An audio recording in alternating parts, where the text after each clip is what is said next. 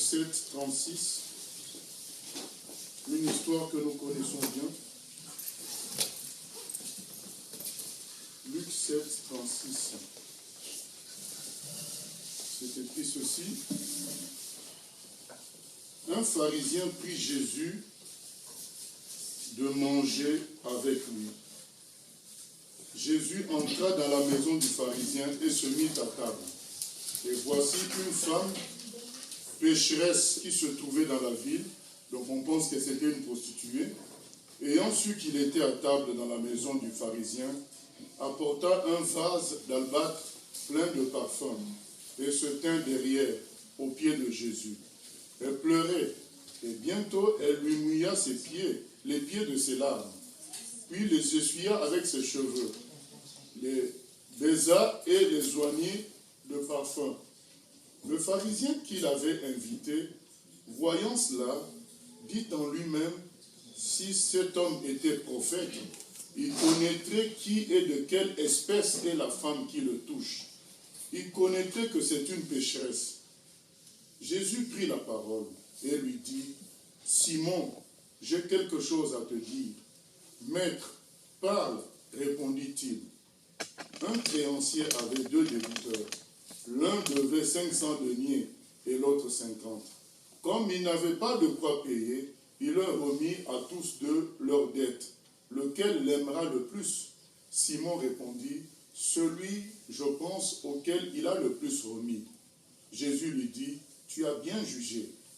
Puis, se tournant vers la femme, il dit à Simon, vois-tu cette femme? Je suis entré dans ta maison et tu ne m'as point donné d'eau pour laver mes pieds. Mais elle les a mouillés de ses larmes et les a essuyés avec ses cheveux. Tu ne m'as point donné de baiser, mais elle, depuis que je suis entré, elle n'a point cessé de m'embrasser les pieds. Tu n'as point versé d'huile sur ma tête, mais elle a versé du parfum sur mes pieds. C'est pourquoi je te le dis, ses nombreux péchés ont été pardonnés, car elle a beaucoup aimé. Mais celui à qui on pardonne peu, aime peu. Et il dit à la femme, tes péchés sont pardonnés. Ceux qui étaient à table avec lui se mirent à dire en eux-mêmes, qui est celui-ci qui pardonne même les péchés? Mais Jésus dit à la femme, ta foi t'a sauvée, va en paix. Alors, je vais exhorter sur le fait de vivre pour Christ, de vivre pour Jésus. Je vais expliquer ça pendant la prédication. C'est quoi vivre pour Jésus? Donc cette femme est un exemple de la vie pour Christ. Cette femme était une prostituée. Vous savez, une prostituée, c'est quelqu'un qui se voit sale elle-même, que les autres voient sale. C'est pourquoi quand elle entre dans cette salle, tout le monde est embêté. Et pire encore, elle touche physiquement Jésus. Ils se disent, mais c'est pas bon, c'est sale. Comment lui, un prophète, un vrai homme de Dieu, se laisse toucher comme ça? Ça nous pousse même à douter de lui. Donc vous comprenez ce que c'est qu'une prostituée? C'est quelqu'un qui pense que pour elle, c'est fini. Il faut comprendre. Pour elle, c'est fini. C'est-à-dire que même si elle décidait d'arrêter la prostitution, elle est déjà connue pour ça. C'est le genre de situation qui n'a plus de recours. Et même quand tu décides d'arrêter, il y a un passif qui va te suivre toujours. Les gens me disent, mais l'ancienne prostituée là, ça sera toujours comme ça. Et c'est le genre de situation où la personne se dit, vaut mieux que je fasse quoi? Je me suicide. Vaut mieux que j'arrête tout, je fasse aucun effort. Ou alors, il ne me reste plus qu'à vivre comme prostituée jusqu'à la fin de mes jours. Puisqu'il n'y a pas possibilité de rétablissement. Et parfois, d'autres décident de se suicider. Et Jésus dit que c'est pourquoi cette femme l'a beaucoup aimé. Parce que cette femme a vu en Jésus la seule personne qui l'acceptait. La seule personne qui ne la voyait pas comme une prostituée. C'est la seule. Donc, cette femme accepte d'exister, accepte d'arrêter la prostitution pour Jésus. Parce que sa vie va plaire à une seule personne, peut-être au monde. C'est Jésus. puisque ma vie va être agréable à Jésus, je vais vivre. Elle ne va pas vivre pour elle-même parce qu'elle, elle a échoué pour elle-même toute sa vie. Même si elle abandonne la prostitution aujourd'hui, elle va toujours se dire « j'étais prostituée ». Donc il y a un échec pour elle-même. Elle ne vit plus pour être meilleure dans la société, puisque ce genre de péché, c'est irrattrapable. Même si tu deviens ministre, les gens diront toujours « ah, non, c'est un ministre là qui était prostituée ». Donc ça sera toujours comme ça. Mais elle se dit, il y a quelqu'un pour qui ma vie va être une bonne chose. C'est Jésus. Donc je ne vis plus pour moi, mais je vais vivre pour Jésus. Bien-aimés, je nous demande de vivre pour Jésus. Jésus est la seule personne qui te considère bien, qui considère que tu n'es pas un échec. Combien de fois nous-mêmes on se critique nous-mêmes pour dire si seulement la fin du monde pouvait arriver aujourd'hui, j'ai plus trop envie de vivre. Heureusement, le suicide est interdit chez les chrétiens. Mais même chez les chrétiens, il y a des temps où on se dit, vaut mieux la mort. Où on se dit, mais je suis un échec. Et les gens aussi me voient comme ça. Et vivre devient un fardeau. Et le Seigneur nous dit aujourd'hui, vivons pour lui.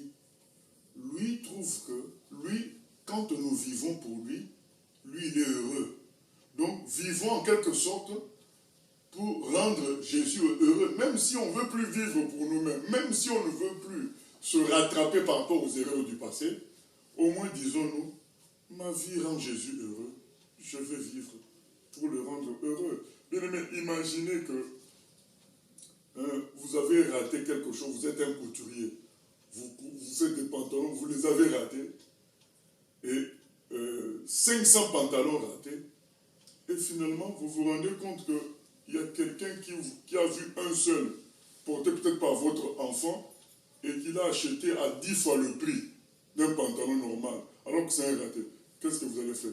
Vous allez continuer à coudre ces pantalons ratés, parce que c'était raté, mais il y a quelqu'un, ça rend heureux quelqu'un. Donc, vous allez continuer à faire ces pantalons, parce que ça rend heureux quelqu'un. C'est pas pour vous, parce que pour vous, en tant que couturier, c'est quelque chose qui a raté. Et pour d'autres professionnels, c'est un raté. Mais il y a un groupe de gens, peut-être, prenons un exemple, on dirait pour les footballeurs, c'est une bonne chose. Donc du coup, vous allez continuer à faire ces pantalons-là, parce que ça fait plaisir aux footballeurs. Donc quelque chose qui était comme raté, vous allez vivre avec ces choses-là, parce qu'il y a des gens que ça rend heureux. Et Dieu te dit que ta vie le rend lui heureux. Dieu, lui, ce qu'il a prévu pour toi, va le rendre lui heureux. Ce n'est pas ta vie de péché. C'est-à-dire que la vie, c'est-à-dire que quand on dit que vivre pour Jésus, c'est-à-dire la vie que Christ va te donner, va être une bonne chose pour lui, Dieu. Si au moins mon passé a échoué, j'ai rendu les gens malheureux, mais aujourd'hui, avec Jésus, je peux rendre quelqu'un heureux. Je peux rendre Dieu heureux. Donc, vivons maintenant pour Dieu. Vivons la vie qu'il a prévue pour nous, parce que ça va lui rendre heureux, même si les gens continueront à nous étiqueter ex-prostituées, ex-voleurs, ex-pasteur qui a échoué, ex-tout ce que vous voulez. Il y a quelqu'un pour qui notre vie nouvelle va être une grande joie. C'est Dieu. Donc acceptons de vivre pour Dieu. Vous savez, il y a ce qu'on appelle les bêtises de Cambrai. C'est quoi? C'est un genre de bonbon qui a été un échec. Donc ça s'est fait à Cambrai. Donc dans les années 1800, il y a un confiseur qui voulait faire des berlingots, des bonbons qu'on appelle berlingots. Son fils a fait une erreur, il avait rajouté de la menthe, tout ça. Ça a créé un nouveau genre de bonbon, mais lui ne savait pas qu'il y avait eu erreur. Parce que c'est son fils qui avait fait l'erreur, il a mis ça en vente, c'est parti très vite tout. Du coup, il a demandé au fils, mais qu'est-ce qui s'est passé parce que je t'avais responsabilisé? Le fils a dit, mais oui, j'avais fait couler de la menthe par erreur, et je ne vous ai pas dit. Quoi. Mais non, mais alors, le papa dit, refais la même recette, puisque tout le monde achète ça. Ça s'appelle les bêtises de Cambrai. C'est des bonbons, voilà, avec des lignes, mais caramellement. Donc c'est quelque chose qui a été une erreur, mais qui a fait la richesse de ce groupe-là. Parce qu'il y a des gens à qui ça plaisait. Oui, tu as une erreur, peut-être pour toi et pour d'autres personnes. Mais ta vie en Jésus va plaire à Dieu et au ciel. La Bible dit qu'il y a de la joie au ciel lorsque une seule personne vient à Christ. Donc, le Seigneur nous dit à nous tous, vivons pour lui. Tu as l'impression que ton manque de diplôme est une honte pour toi et une honte pour ta famille ou bien pour ton père, ce qu'il attendait de toi. Jésus, lui, t'accepte tel que tu es. Tel que je suis, sans rien à moi. Donc, tel que tu es sans rien, lui, il veut te prendre et te faire une vie qui va être agréable à lui et au ciel. Après, que ça ne soit pas agréable aux gens ou à toi, oublie ça. C'est pas le thème, c'est vivre pour Jésus. Ne vis plus pour toi. Parce que si tu veux vivre pour toi, tu vas te considérer comme un échec. Si tu veux vivre pour toi, tu vas considérer qu'il y a un problème. Mais maintenant, Dieu te dit, vis maintenant pour Dieu. Quand tu vis pour Dieu, il n'y a plus de problème. Dieu, lui, il est content. Plus il est content. Alors, pourquoi ne pas continuer ainsi? Il y a quelqu'un que tu vas rendre heureux. Et c'est le plus grand. C'est le plus grand juge. Bien aimé. Hein? Si je fais un gâteau, si je sais que mon cousin, ça va le rendre malheureux, mais le président Macron, ça va le rendre heureux, je vais favoriser qui? Je vais favoriser le président. Mais c'est que si ça rend heureux le président, mais attends. Voilà, donc, mais si ma vie va rendre Dieu heureux, pourquoi je vais toujours revenir au passé? Si ton ventre, il est trop gros, ça te rend malheureux. Dieu, lui, ça ne le rend pas malheureux. Dieu, lui, il veut, tel que tu es là, viens. Lui va t'utiliser avec ton gros ventre et il sera heureux. Mais bien aimé, c'est aussi simple que ça. Il y a des gens qui sont découragés. Ah, il se réveille, il a prié, mais ce ventre-là. Ah, j'ai grossi. Mais Dieu, lui, ça le gêne. Dieu, le plan qu'il a prévu pour toi, va faire que malgré ce que tu es là, tu seras une joie pour lui. Amen. Malgré ce que tu es. Les gens disent, mon père aime plus mon frère que moi. Oh, mais il y a quelqu'un qui t'aime. Au point d'avoir sacrifié son fils pour toi, c'est Dieu. Lui dit, j'ai un plan pour toi. Si tu vis ça, moi ça me rend heureux. Même si ton père de physique, lui il t'aime pas, mais moi je t'aime. Et Jésus dit, c'est ça qui explique l'attachement de cette prostituée à moi. Il dit parce qu'elle a compris que moi, elle pouvait me rendre heureux. Donc du coup, elle est fortement attachée à moi. Donc, comprenons bien aimés, quel est le problème de notre attachement à Dieu? En réalité, on cherche toujours nous-mêmes à se retrouver, à nous rendre nous-mêmes heureux. Mais si on commençait à penser à rendre Dieu heureux, on sera vraiment tout le temps dans la joie. Parce qu'on acceptera de vivre pour lui. Tu ne regardes pas ce que les gens disent de toi, et ce que toi-même tu dis de toi. Tu ne regardes plus à ça. Tu dis, bon, quel que soit mon regard sur moi, ça ne compte pas. Ce qui compte, c'est le regard de Dieu pour moi, dans ce qu'il a prévu pour moi. Je ne dis pas le regard de Dieu dans ce que nous sommes de mauvais. Non, le regard de Dieu, c'est-à-dire le plan de Dieu pour moi. Donc je veux vivre parce que si je vis selon le plan de Dieu, Dieu lui sera heureux. Même si moi, ça va me paraître un échec. Vous savez, il y a des gens qui se disent, frère, 60 ans, je n'ai pas de maison. Et là, tu apprends que, tiens, tel jeune, il a 27 ans, il vient d'acheter une maison. 60 ans. Et les démons te disent, quand même, toi aussi, t'exagères. T'es en France, 60 ans, t'as pas de maison. Il y a d'autres qui disent, 65 ans, 58 ans, je n'aurai pas de vraie retraite, ça sera petit. Et il y a les démons qui disent, regarde, qu'est-ce que tu vas faire maintenant? Cherche seulement le billet pour retourner en Afrique. Et c'est comme ça qu'il y a des gens qui écoutent tout ça, mais Dieu te dit, tel que tu es là, avec une retraite déficiente, sans maison, moi, mon plan va faire que moi je serai heureux. Avec toi. C'est à nous maintenant de décider de vivre pour qui? Si on décide de vivre pour Dieu, mais lui sera content. Alors, quel est le problème? Ça nous rendra aussi heureux. Parce que tu vois que tu rends quelqu'un content. Par exemple, bien aimé, comme on a donné l'exemple de gâteau ou de plat, tu fais un plat qui te rend malheureux parce que tu te dis j'ai échoué. Mais tu vois les gens manger ça et réclamer. Ça va te transformer en quoi? En homme, en femme, heureux. Puisque ça fait la joie des gens. Mais au début, toi tu te disais, mais j'ai raté, j'ai échoué. Mais quand tu vois maintenant les gens aimer, tu dis, oh, mais c'est bien. Même toi tu es dans la joie. Et c'est ça, bien aimé. Quand on vit pour Dieu, on va voir Dieu heureux et il va nous communiquer sa joie. C'est cela, bien aimé. Nous devons vivre pour Dieu. Je te dis, c'est vrai, quand je regarde ma vie, c'est un échec. Je suis handicapé. Je ne peux pas courir comme les autres, fauteuil roulant. Mais Dieu te dit que échoue dans le monde et vis pour moi désormais. Accepte la mort au monde. Nous avons lu la Galates 2.20, le frère Paul qui parle. Galates 2.20.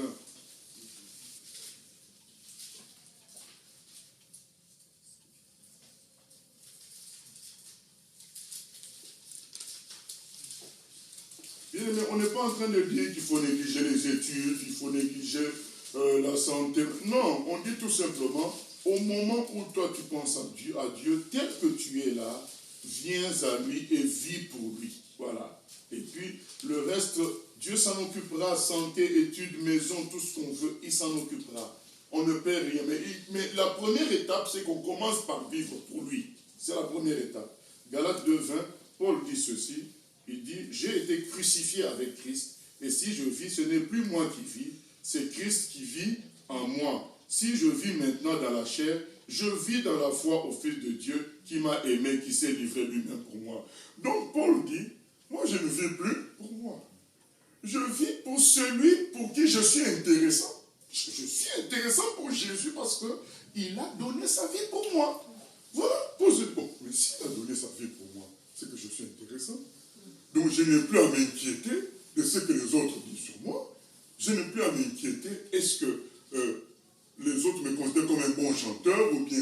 Je n'ai plus à m'inquiéter de tout ça, puisque j'ai tellement de valeur aux yeux de Dieu qu'il a sacrifié son Fils pour moi. Donc du coup, je veux vivre dans le même esprit que cela. Donc dans l'esprit de celui qui a sacrifié son Fils pour moi, celui que je rends heureux, celui qui me trouve intéressant. Je veux vivre pour lui parce que si je vis pour moi, c'est déception sur déception. Je me déçois moi-même. Je ne plais pas aux autres. Donc, autant, je veux vivre pour celui à qui je veux plaire. C'est logique, bien aimé, comme on a donné l'exemple. Tu te dis, mais mon tissu, je l'ai raté, mon plat, je l'ai raté. Mais si ça plaît aux footballeurs, donc je vais désormais faire ce plat-là pour eux. Si ça plaît aux basketteurs, je vais désormais faire ce pantalon-là pour eux. Donc je vis en quelque sorte ma couture pour les basketteurs. Pourquoi? Parce que à eux, ils trouvent ce que je fais intéressant. Donc c'est la même chose. Donc vivons pour Dieu parce que Dieu, lui, sera content de la vie qu'il nous donne. Il sera content de la vie pour lui. Donc vivons pour celui qu'on va rendre heureux. C'est cela. Paul dit, il m'a trouvé intéressant. On aurait pu intituler ça tu es intéressant pour Dieu. Il m'a trouvé intéressant au point de sacrifier son Fils pour moi. Donc désormais, je vis pour cela. Je me considère comme mort, crucifié, puisque si je dois m'ausculter, si je dois m'examiner, le résultat c'est un échec. Si je laisse les autres m'examiner, il y aura toujours, ah frère, c'est bien, mais tu aurais dû. Donc les gens auront toujours ça.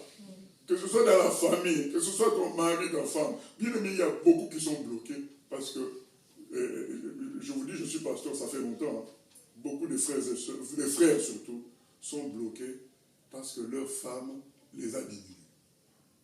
Du coup, il y a peur de faire, on va le critiquer le soir. Donc il a perdu sa femme. Vie pour Dieu.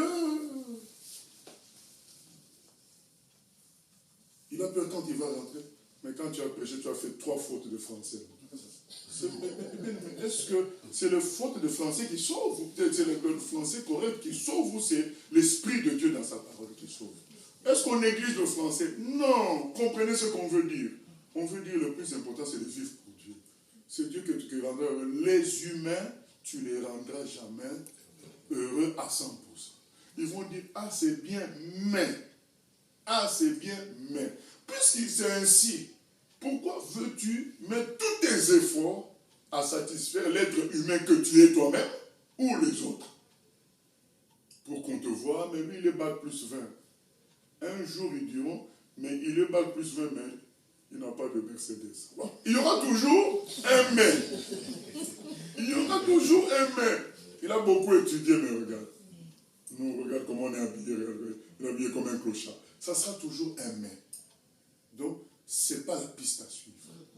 La piste à suivre, c'est satisfaire Dieu qui, lui, nous a trouvé intéressant en donnant son Fils pour nous. Donc, allons dans la piste de la personne qui nous trouve intéressant.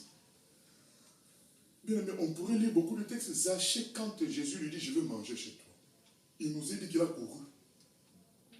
Oh, mais il y a quelqu'un qui me considère. Parce que tout le monde le considère comme un voleur, escroc, tout ce que vous voulez.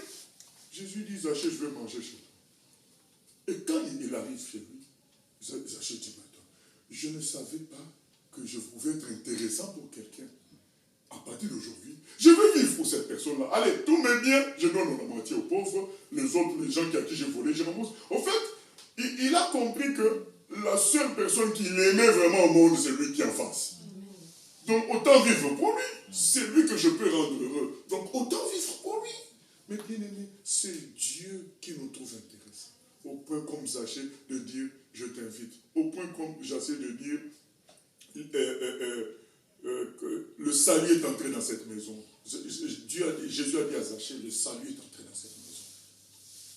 Quelle joie pour Zachée qu'on lui dise ça, alors que tout le monde entier le considère comme un méchant, un mauvais, un perdu.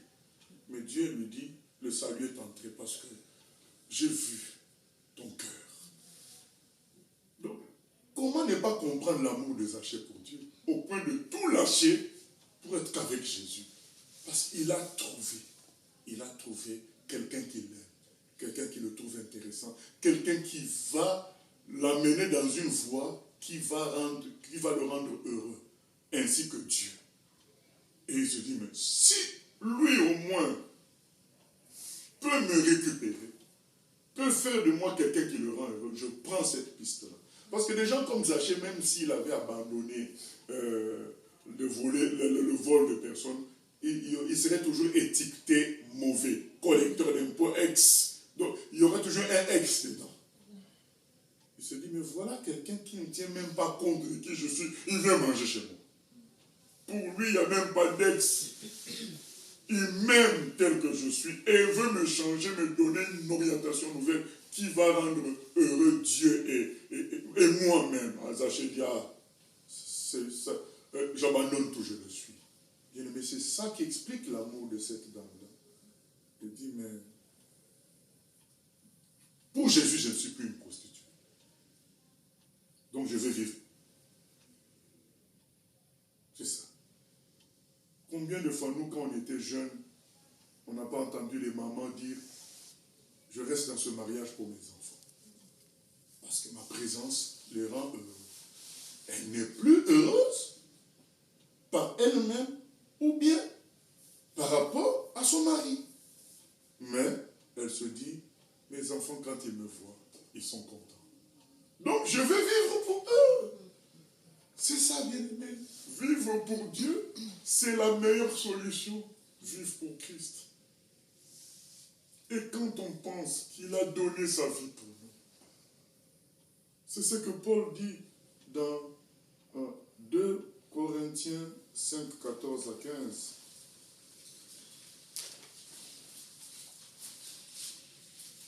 Bien aimé, c'est ça qui a rendu Paul fou. Sur le chemin de Damas, il pensait que Jésus allait le foudroyer, il allait le tuer. Jésus a dit, je vais le faire de toi mon serviteur. Quoi? Un un homme mauvais comme moi qui est tué, qui est persécuté ton église. Maintenant, toi, tu veux faire de moi ton serviteur. Il a dit non, je vais vivre pour lui à 100%. Parce que le cachet là de persécuteur de l'église va rester chez les gens. Même chez Paul lui-même, ça va rester. Il en parle même dans 1 Timothée encore, qu'il a persécuté l'église. Donc, si Paul devait se juger lui-même, ça allait être toujours négatif. Donc, il y a quelqu'un qui ne le juge pas. Quelqu'un qui l'accepte pour le changer, pour faire qu'il soit une source de joie pour Dieu et pour lui-même. Il dit, mais c'est pour lui que je vais vivre désormais. 2 Corinthiens 5, 14 à 15, il est écrit ceci.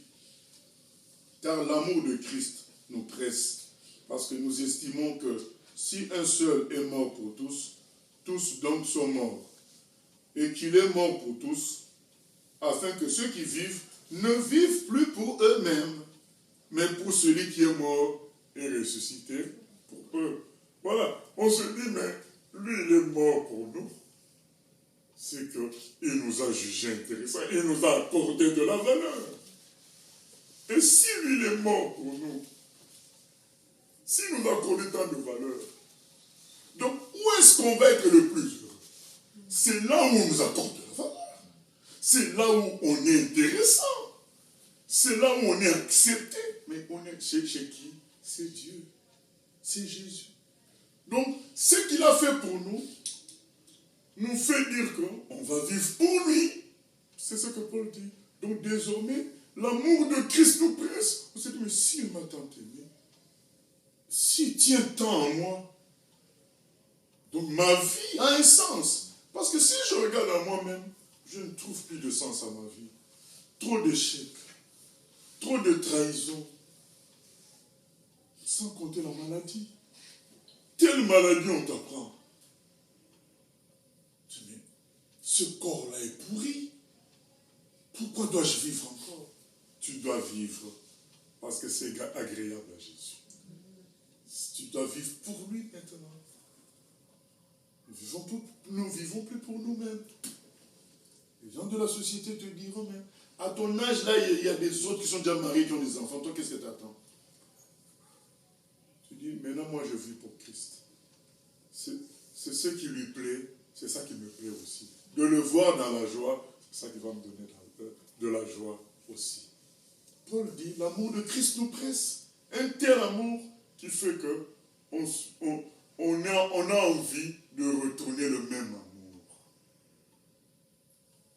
C'est ainsi que des gens qui saisissent ça, des gens qui saisissent qu'ils ont échoué de toute façon dans le monde, vouloir être un crack, un caïd dans le monde, tout ça, on va échouer là-dessus. Même les meilleurs se sentent toujours avoir échoué quelque part. C'est pourquoi ils continuent à chercher à s'enrichir. Et la conséquence de ça, c'est que certains se réfugient dans la cocaïne, dans la drogue. Ils s'enfoncent dans le mal parce qu'ils ne voient pas d'issue. Ils ont des personnes qui ont échoué. Prostituées, tu te dis, mais quoi que je fasse, ça va rester. Donc qu'est-ce que je fais? Ben, je reste prostituée, puisque rien ne va changer. Mais quand tu rencontres quelqu'un que ta vie va rendre heureux, tu dis, ah ben là, ça vaut la peine que je vive. Puisque ma vie nouvelle va rendre la personne heureuse. Donc je vais vivre maintenant pour cette personne, je ne vis plus pour moi-même. Vivons désormais pour Dieu. Disons, je vis maintenant pour Dieu. Le plan qu'il a pour moi va le rendre heureux. C'est chez lui que je suis intéressant. C'est chez lui que j'ai de la considération. C'est là-bas que je vais être. Je vis maintenant désormais pour Dieu. C'est ce que le frère Paul nous dit dans 2 Corinthiens 5, 14. C'est ce qu'il nous dit aussi dans Romains 14, 8, je crois. Dans Romains 14. Parce que Paul a fortement expérimenté ça. Il vivait désormais pour Christ. Parce qu'il se disait, mais c'est la seule personne qui m'a accepté alors que j'étais persécuteur de son église, de lui-même. Mais il m'accepte. Ma vie est une joie pour lui. Eh bien, j'accepte de vivre pour lui. Romains 14, 8, il est dit ceci, car si nous vivons pour le Seigneur. Et si nous mourrons pour le Seigneur. Soit donc que nous vivons nous vivions, sorte que nous mourions, nous sommes au Seigneur. Au fait, il faut désormais, bien aimé, changer de calcul, changer de paradigme, comme on dit. Il faut désormais vivre pour Jésus. C'est-à-dire vivre dans les situations, dans les paramètres qui vont être agréables à Jésus. C'est lui seul qui va être content vraiment de toi. C'est lui seul. Vivre pour Jésus aussi, c'est être dans le bon rail. Parce qu'il sait comment t'utiliser, ce que tu dois être bien, pour que ce soit bien pour Dieu et pour toi. Donc, c'est ça aussi l'avantage. Quand on vit pour lui, au fait, on l'accepte comme pilote. Donc, il va piloter ta vie et t'amener à faire les bonnes choses. C'est ça, vivre pour le Seigneur. Nous devons changer de façon de voir les choses. Nous sommes intéressants aux yeux de Dieu. C'est lui seul qui nous trouve intéressants. Parce qu'il il a donné son Fils pour nous. Ne cherchons pas à être le premier dans la famille, que le papa aime, que la maman aime. Ne cherchons pas à ce que les humains disent, mais tu parles bien de Dieu, tu fais ceci bien. Non. Il y a quelqu'un tel qu'on est, tel qu'il a le plan pour nous, qui nous trouve intéressant, c'est Dieu. Au point que son Fils est mort pour nous à la croix. Acceptons de vivre pour Christ. C'est ça la vraie vie. Et nous lisons dans Sophonie. Sophonie. Donc il ne faut pas prendre 30 minutes pour trouver. Sophonie 3.17. Dans Sophonie 3.17, c'est écrit ceci. L'Éternel, ton Dieu, est au milieu de toi comme un héros qui sauve. Il fera de toi sa plus grande joie. Il gardera le silence dans son amour. Il aura pour toi des transports d'allégresse. Amen. Il fera de toi sa plus grande joie. Donc voilà quelqu'un que tu peux rendre vraiment heureux sans faille. C'est Dieu. Par ce qu'il fera de toi, tu le rendras heureux. Et toi-même, tu deviendras heureux. Parce que la joie que tu apporteras, quand tu es la source de joie de l'homme, de la personne la plus puissante de l'univers, toi-même, tu deviens content. Quand tu es la source de joie du jury, le jury qui doit décider les diplômes, mais le jury là, il dit, mais cet enfant est extraordinaire, cet élève est extraordinaire. Mais toi aussi, tu es content. Même si toi-même, ton mémoire, ce que tu as rédigé ne t'a pas plu, mais quand tu entends le jury dire, mais on n'a jamais lu quelque chose de bien comme ça, toi-même, ça change chez toi-même aussi. Toi-même aussi, tu deviens content. Mais c'est ce que Dieu va faire de nous. Il va nous transformer au point qu'on va être sa source de joie. Donc, ne te suicide pas. Oui, on peut se suicider, pas seulement physiquement, mais on peut se suicider mentalement. Où tu te dis, je ne fais plus d'efforts, je laisse tout vivre comme ça. Je m'arrête là, je vis seulement comme ça. C'est un suicide. Ne te suicide pas. Livre-toi à Dieu. Il fera de toi sa plus grande joie. Vis pour Dieu. Tu feras du bien à Dieu. Vis pour cette idée-là. Et en lui faisant la joie, cette joie retournera en toi-même. Tu trouveras un sens à ta vie. Parce que si on peut contenter Dieu, mais qui d'autre peut nous reprocher quoi que ce soit? Voilà. Vivons pour le Seigneur. Que le Seigneur nous aide au nom de Jésus. Amen. Amen. Père éternel, nous venons prier que tu nous aides à arrêter de chercher le succès, l'approbation des humains, mais juste à être irréprochable vis-à-vis des humains et nous livrer à toi, vivre pour toi, nous laisser porter par toi, vivre pour que toi tu sois heureux et que nous, par ricochet, nous le soyons aussi. Fais-nous comprendre ces choses, Père, à travers l'exemple de cette prostituée, qui a osé entrer là où il y avait du public qui allait l'humilier, qui allait crier sur elle, qui allait l'injurier. Elle a osé affronter ce public parce qu'il y avait la plus grande dignité qui était dans ce public-là, mais qui l'aimait.